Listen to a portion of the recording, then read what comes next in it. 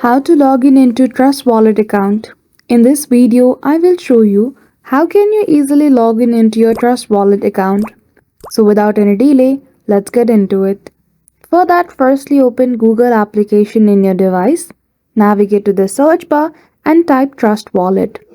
Once you do so, hit the search icon and then at the top you will see the official website of TrustWallet.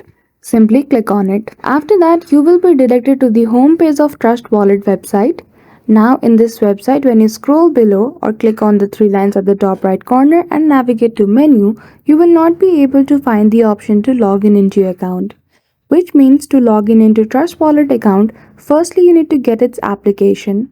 So to do that, simply click on download mobile app. Once you do so, you will see the link that will lead you to Google Play Store or Google Chrome where you can download TrustWallet application. After you download the application, simply provide your details and then log in into your account. So that's it. That is how easily you can log in into your TrustWallet account. So I hope you found this video helpful. If you did, don't forget to give it a thumbs up and subscribe to our channel for such tutorial. Thank you for watching till the end.